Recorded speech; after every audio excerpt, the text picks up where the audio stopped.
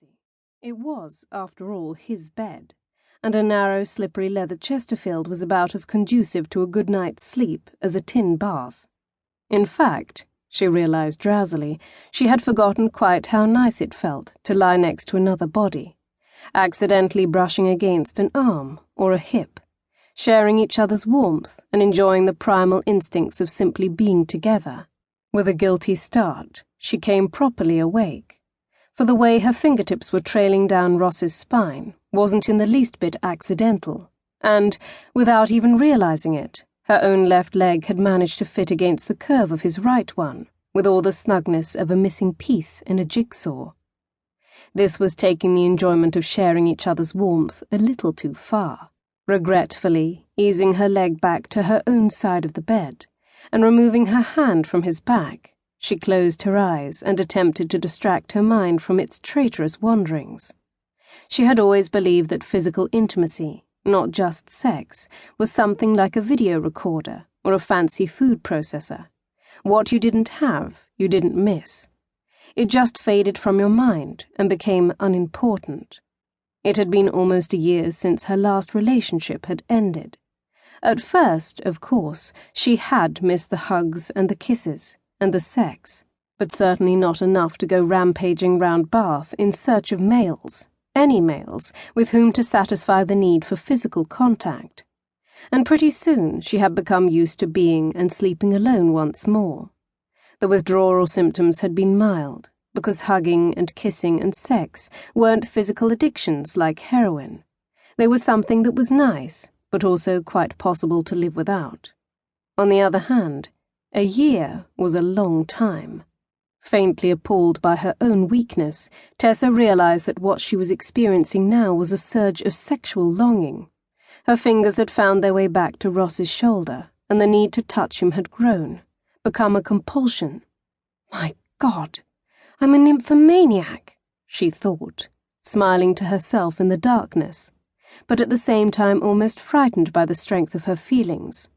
Her stomach was taut with anticipation, her breathing shallow. Adrenaline was pumping through her body, galvanized both by her desires and her daring as she rolled fractionally closer to the warm, perfect, wonderful-smelling and oh-so-forbidden body lying just inches from her own. And of course, it was the very worst body in the world to have engendered such feelings for, because Ross Monaghan had the most awful reputation in the world as a womanizer. She had so enjoyed herself earlier, proving to him that she was immune to his legendary charms. And now look at me, thought Tessa, helpless and inwardly squirming with lust. A pathetic wreck at the mercy of her hormones. Sometimes, just sometimes, nature was a real bitch. I hope you realize and appreciate, murmured Ross almost inaudibly, what incredible self-control I've been exercising for the last 20 minutes. Tessa let out a shriek and sprang away from him, as if she'd been electrocuted. Shocked to the core and hideously embarrassed to realize that he'd been awake the entire time, she buried her face in the pillow and shuddered with mortification. How he must be laughing at her now. Slowly, very slowly, he turned over.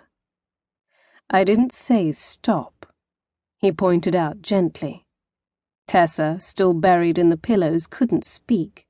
When his hand touched her hair, she remained utterly rigid. The humiliation was unendurable. In case you're interested, continued Ross, his tone almost conversational, I would rate that very same 20 minutes as possibly the most erotic of my entire life. Shut up, squeaked Tessa, wishing she were dead. But to add further to her dreadful shame, the seeds of longing were still there. His fingers were now lightly exploring the sensitive skin at the back of her neck, and she wasn't pushing him away. She couldn't push him away. The sensations he was evoking were absolutely exquisite. You know, he murmured minutes later, this is what sex counselors prescribe couples as therapy for impotence. With a tiny resurgence of her old spirit, Tessa retorted, How on earth would you know? And gasped softly as his magical fingers slid along the line of her collarbone. I read it in a book. There was a smile in